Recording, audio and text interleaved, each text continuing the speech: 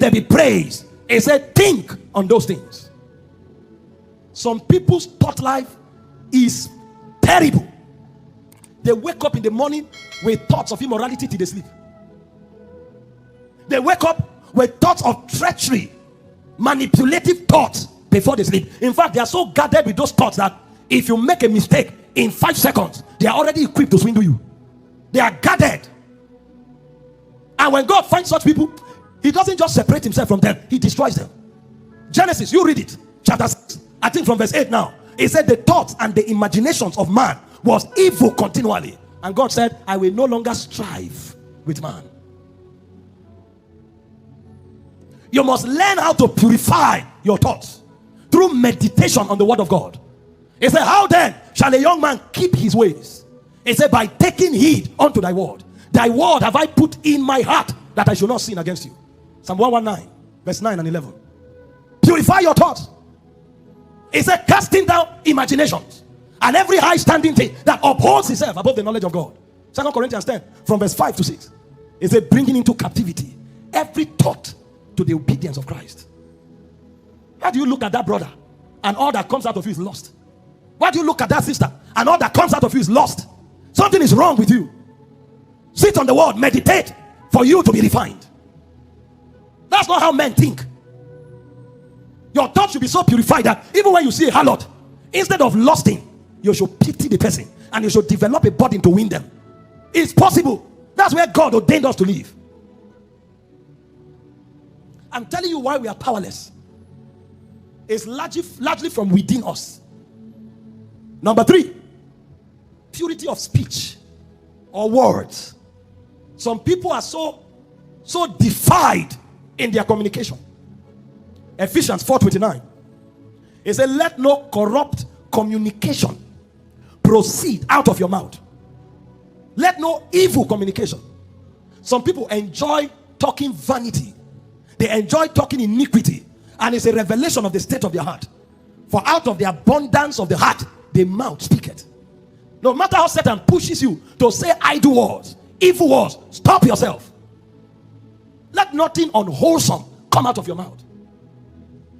Now they have even become slangs. And you hear Christians use them. That's not how we speak. There is a code for our communication. Colossians 4:6 said, let our words be seasoned with grace. We speak only wholesome things.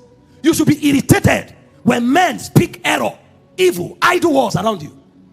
Don't be inspired by such things and pick them up. You hear Christians pick words from the gutters. And they'll be using these words. And they don't know that these are instruments of defilement. It choked me. It choked me. What is that?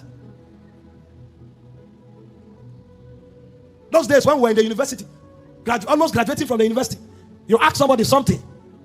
If it's something he cannot do or something he doesn't want to do, say, make I die. What's that? Talking nonsense. That's why we can't be pure. Our words corrupt us. Number 4, purity of the body. This speaks of sexual integrity. 1 Corinthians 6, 17 to 20. He that is joined to the Lord is one spirit with him. And you think it ends there. No, it doesn't. Flee fornication. Every sin that a man doeth is without the body. But he that committed fornication sinneth against the body. What? Know ye not that your body is the temple of the Holy Ghost, which is in you, which you have of God? You are not your own. Verse 20. For you are bought with a price. Therefore, glorify God in your body and in your spirit, which are God's. Glorify God with your body. Don't get yourself into everything. Don't touch things. Don't allow things touch you in a compromising manner. Do you know that the way you can shake somebody can be defilement seductively? The way you can look at somebody can be defilement seductively. There are people that their eyes, I've taught you here before, nakash. They send seduction through their eyes. They look at you, roll their eyes, they shake you, hold your hands, squeeze it. These are seduction. Don't let those things. Nowadays, young ladies carry their phones and they say they are doing face chat. Is it face chat? and they are rolling their tongues. They don't even know why they are doing it. They roll their tongues and put online. Seduction is called defilement of the body. They are defied and they are defiling others. So that when weak people see these things, arrows of seduction are shot into their hearts. What are you putting your tongue and recording and putting online for? If you are not an agent of the serpent. You think it's only those who fly that are agents? There are more trekking agents than flying ones. A young man goes to gym. That's a healthy exercise. But if the gymming end with wearing shirt, removing 4 buttons, and putting your chest everywhere, or go and close that chest and get out of the road. We are not living life by the size of chest. Find out our sisters today. They so clothed, the whole cleavages outside, the whole lap outside, and hypocrites. They'll be trying to cover. What are you covering? Don't you know what you want? Defile people, trying to defile others. And when you talk, they say, no, it's not works. We are in grace. Which grace? He said, the grace of God that bringeth salvation has appeared to all men, teaching us that denying ungodliness, that we should live soberly, godly in this present world. What grace are you talking about? If any part of your body provokes sexual desires from anybody at any time, and it is not within the context of marriage, your body has been defiled, and you have converted it as an agent of defilement. Number 5, purity of relationships. These are relationships with well-defined boundaries. When relationships lose their boundaries, it has provoked defilement. 1 Timothy 5 verse 2, it says, treat the younger women as sisters. So any conversation, anything you can't do with your blood sister, don't do with the sister in church. Treat the elder women as mothers, the younger women as sisters, with all purity.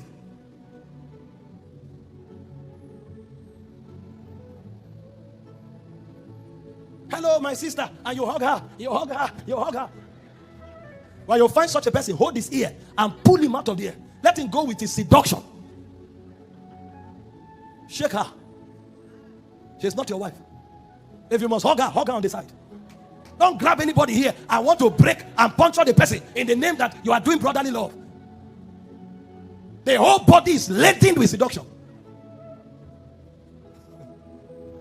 You think Satan don't know you? Jokers. Hebrews 12:14 said, follow peace with all men and holiness, without which no eye shall see God. Every relationship has a boundary. There's no chat I can chat with anybody that my wife can see. All of you who chat me here, my wife sees it. If she looks at you like this, it means be careful. If not that my husband was calling you sister, I know where you wanted to go. If you will hide your phone from your wife, something is wrong.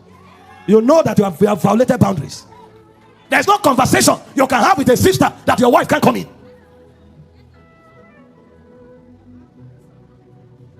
You claim you want to help her, but your wife can't know. What help is that? There's an ulterior motive.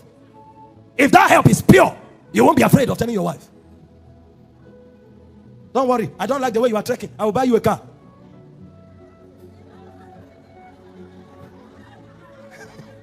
How many people have you bought car for before? And this car you want to buy, how come it's a secret conversation?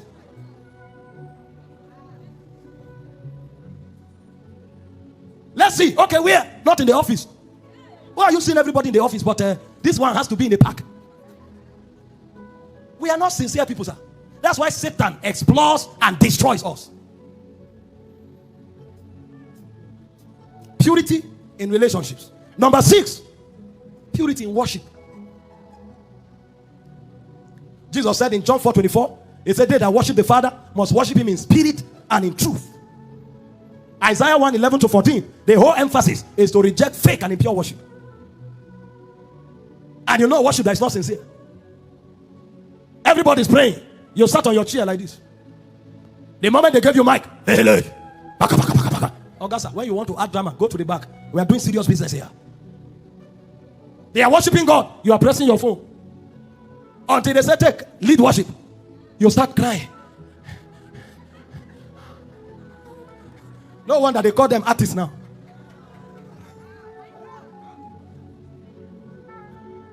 Artists, that's what we have now. Artists. They come as if they love God. The moment they finish singing, they follow the back door and go. Artists. We need worshippers. People who fear God. People who reverence God. People who honor God. People who love God. That's what God is checking, not the song you are singing. The song is supposed to ventilate the heart of honor, the heart of reverence, the heart of adoration. So if there's no honor, if there's no reverence, if there's no adoration, that's an echo.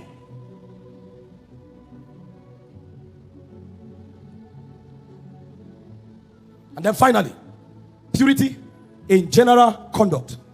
In 1 Peter 1:15 and 16, the Bible told us, but as he which has called you is holy, it says, so be ye holy in all manner of conversation. This is where your conscience comes in as a checker. Your conscience as a checker. Do you know there are some men of God today, if they marry, they have to change their SIM cards? Because if they don't, there'll be problem at home. There are more than 8 sisters that they are having the same conversation with. These are not holy brethren.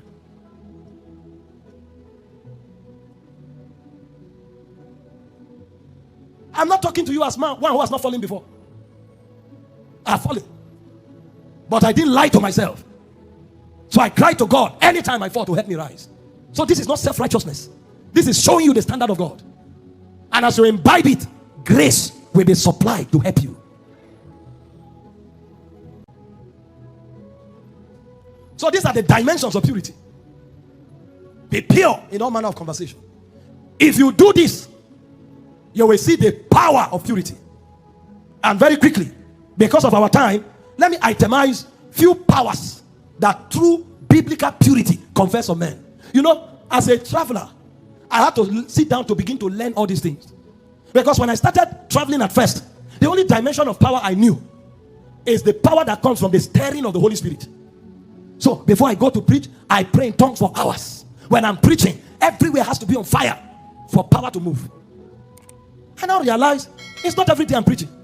As I started growing, some people call me 2 a.m. in the morning. Somebody is dying.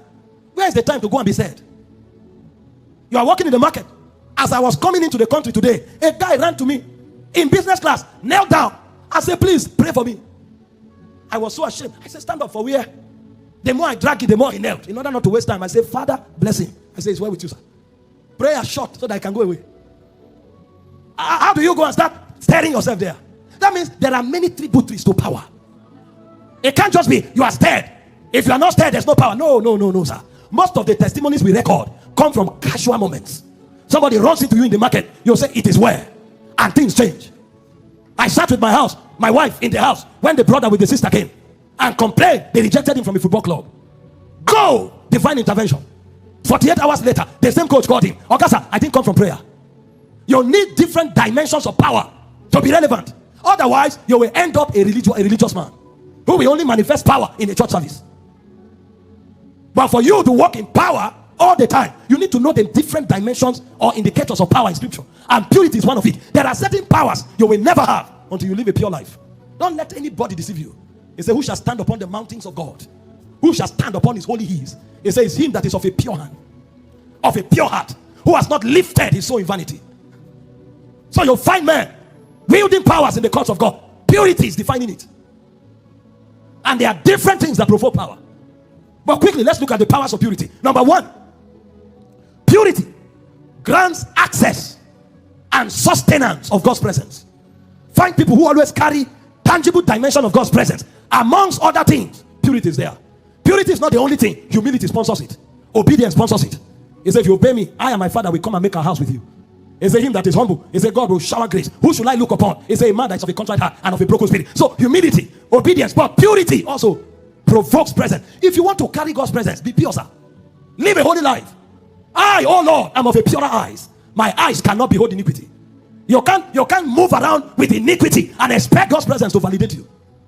That's why today men of God are looking for all kinds of things to validate them. In the days of the fathers, You didn't need to snap a picture with somebody to have validation.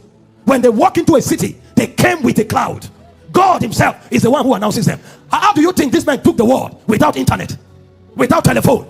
How did they take the word? There was something they carried. When Moses came to the court of Pharaoh, there was no credential. God was his credential. The God of the Hebrew have sent me. Let my people go that they may serve me. Who is he? Don't worry, he will come here. I didn't come with theology, but I came with presence. I may not have theology, but I have presence. I have presence. And the guy dropped his rod, and his rod became a serpent. The Egyptian wise men did it. Moses' rod swallowed their own. And as you study that story, you see that the presence kept growing. After the 10th plague, the presence became Shekinah. That which was invincible became visible. And when they went out, the Bible said God went before them as a pillar of cloud by day and as a pillar of fire by night. The presence had built up upon the man until it became a cloud. We are shouting, singing. God's presence is not there because our garments are not pure. Something is wrong with our being. Blessed are the pure in heart. I quoted already Matthew 5:8. They are the ones who see God. Who stands? Who is he that stands in the mountains of God? Psalm 24 verse 3 to 5. Who stands upon his holy hills is the man that is of a pure heart. His hands are clean. He has not lifted his soul in vanity. You find people who carry God's presence in a sustained manner. Check. There's something they are doing with grace to keep their garments pure. We lack God's presence. And when you lack God's presence, you will suffer. You will suffer. Your Christianity will be bedeviled with a lot of crises that you can't resolve. What did Moses have?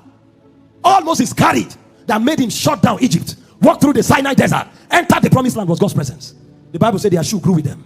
Their garments did not wax old. That means a man who carries God's presence has abundance. He said he rebuked kings for their sakes. Touch not my anointed. Do my prophets no harm. Nobody could fight them. God's presence. And you need to read the Bible to know the people they battled with. The Bible spoke of Sihon, the king of the Amorites. It spoke of Og, the king of Bashan. Their warriors were beastly men. A man could stand up and he looked like a bear. Some of them had hairs like tigers. That's why the people they were fighting. There was no military training. They were not even coordinated because they were slaves all their lives. But without military intelligence, without economic power, they went with the Shekinah. Nations opened. Armies were shut down. Provisions came. Even the rock gave them water. What are you talking? The rock. The Bible said he cleft the rock also and the waters gushed out. In the desert, how can water come in the desert? When they needed food, manna came from heaven and they told Moses, we want to eat meat. Moses said, why are you tempting God? God said, no, tell them to go forward. Even in the desert, meat can come. And the Bible said he commanded the east wind and he brought quails. Birds were sitting on bed. So there was meat, there was food, there was protection, there was provision because of the presence.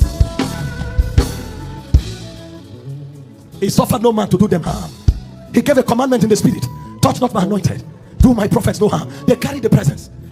How have we become so helpless? How have we become so powerless? How have we become so useless? Because there's no presence. They had to look for men to cause them to be able to fight them because they were too powerful and they were using stones. He said, the Lord is my banner. When they went to fight, all Moses needed to do was to put his hand up. The Lord is my banner. There was an atmosphere over these people. The Bible said Moses sent soldiers out. When they returned, more than 18 battalions, he said no man was missing. Not one. Not one man was missing. They fought wars without casualties. I prophesy over someone. As you make up your mind to live pure, the presence of God will tabernacle over you. I said the presence of God will tabernacle over you. He said, him that dwelleth in the secret place of the Most High abides under the shadow of the Almighty. He shall say of his God, he is my refuge and my fortress, my God in whom I will trust. He shall be my shield and my buckler. See, 1,000 shall fall by your side, 10,000 by your right hand. He shall not come near you. I decree and declare, the presence of God is your banner.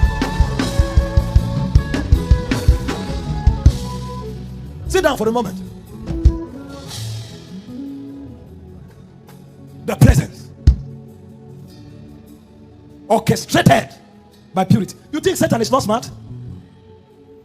He saw that Job was hedged by God on every side. Nothing could harm him. And he went to provoke the guy. It didn't work. Use his wife. Curse God. If you break the hedge, the serpent will bite. Most of us use impurity to break the hedge. Your business would have been intact until you became creative about carrying women to go and sleep with them in another country. Your family would have remained intact until you deployed intelligence on how to change figures in the office. And you didn't know what you were doing was breaking the hedge. And then the glory that covered your life, that brought protection, that brought honor, suddenly leaves and you discover you are naked. Was that not the case of Adam? Carried God's glory, carried God's presence until he rebelled. Power of purity. Number 2, it attracts favor. Daniel chapter 1 verse 8 to 9. It's not everything you achieve by men lay hands on you. There are certain things that principles provoke. But Daniel proposed in his heart that he will not defy himself with the portion of the king's meat, nor the wine which they drank. Therefore, he requested of the eunuch that he might not defy himself. See the implication, next verse. Now God brought Daniel into favor and tender love with the eunuch. You refuse defilement. It will look like a disadvantage for a while, but over time, what favor will provoke will be more than what you would have achieved for yourself using human intelligence. Genesis 39 verse 2 to 9. Look at Joseph. The Bible said in Romans 15 verse 4, the things that were written aforetime, they were written for our learning, so that we through patience and comfort of the scriptures might have hope. Look at the things written aforetime. And the Lord was with Joseph. You will see why God was with Joseph. It was purity. And he was a prosperous man. And he was in the house of his master the Egyptian. So even slaves can prosper if God is with them. And his master saw that the Lord was with him, and that the Lord has made all that he did to prosper in his hands. Because of God's presence, he was promoted. And Joseph found grace, which is also favor, in his sight. And he served him, and he made him overseer over his house. In all that is his house, he put in his hand. But why did he have this kind of favor? You will see that in verse 9. And it came to pass from that time, he was made overseer in his house and over all that he had, that the Lord blessed the Egyptian's house for Joseph's sake, and the blessings of the Lord was upon all that he had in his house and in the field. And he left all that he had in Joseph's hand, and he knew not aught he had save the bread which he eat. And Joseph was a goodly person and well favored. So the master didn't even know his wealth. All he knew was food was there to eat. Joseph was in charge of everything. And he said Joseph was well favored. He was favored to the degree that he was promoted to be an overseer. But what was at the foundation? We will now see why he was so favored. Verse 8 and 9. Go to verse 7.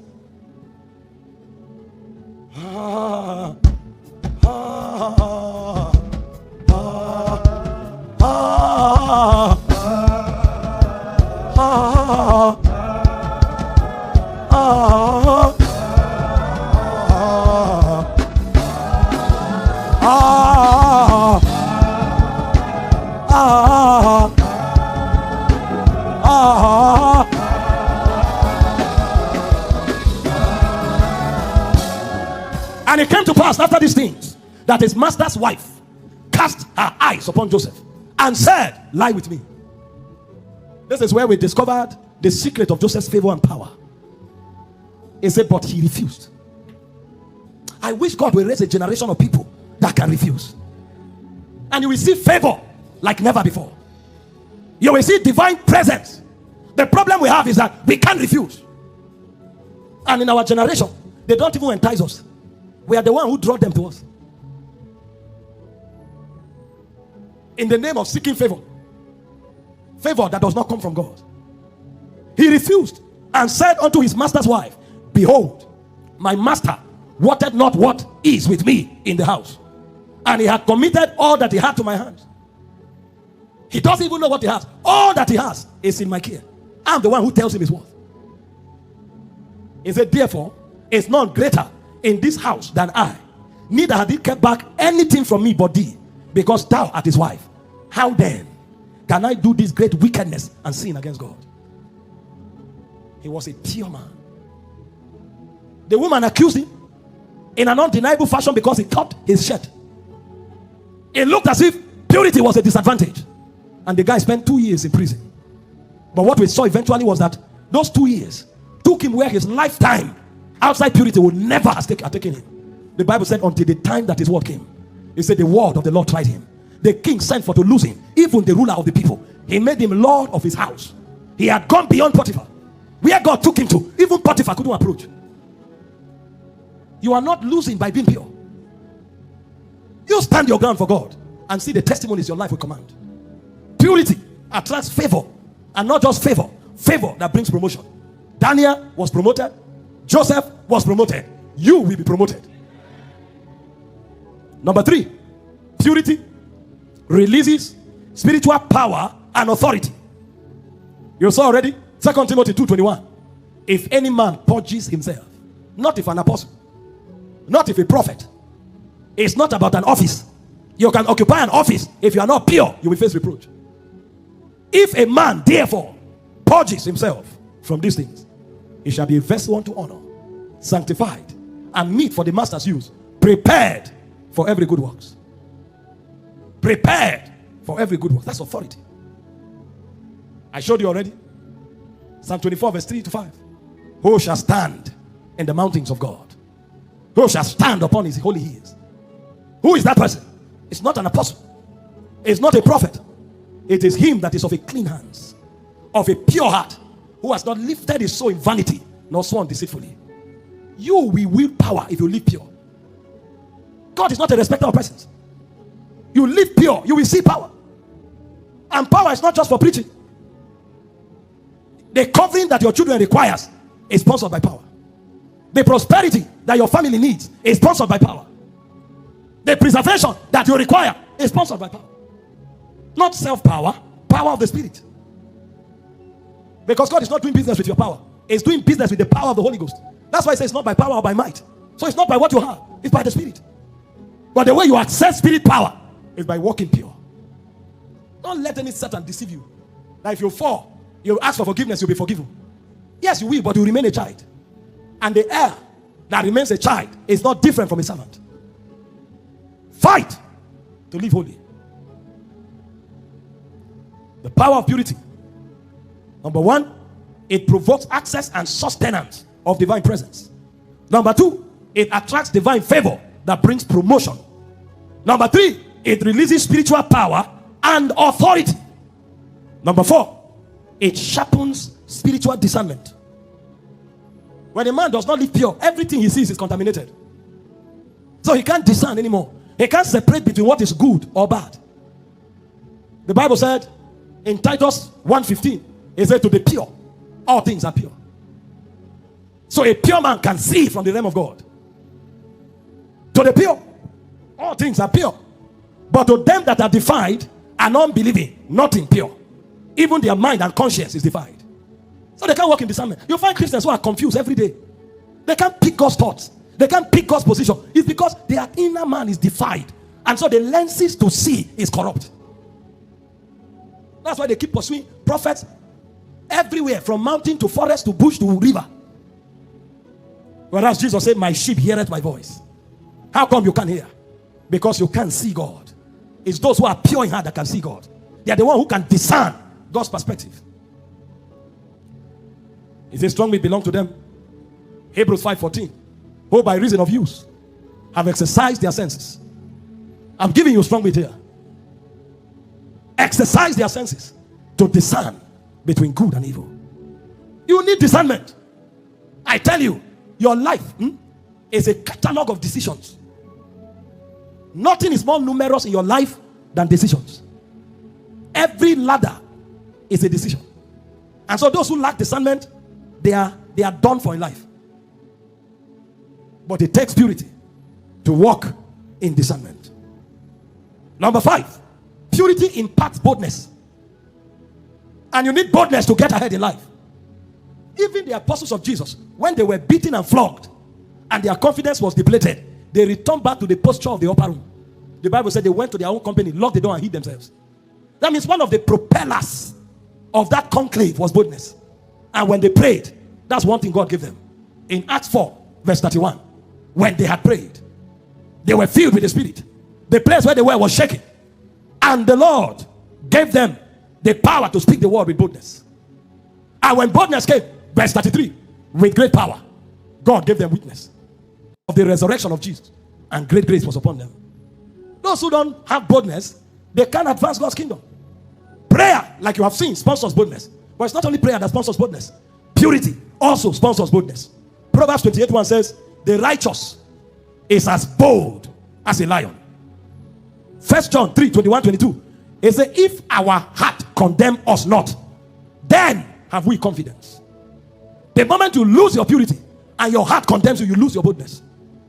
And the Bible says, cast not away your confidence, for it has what? a great recompense of reward. So if you want the reward that boldness brings, keep your garment pure.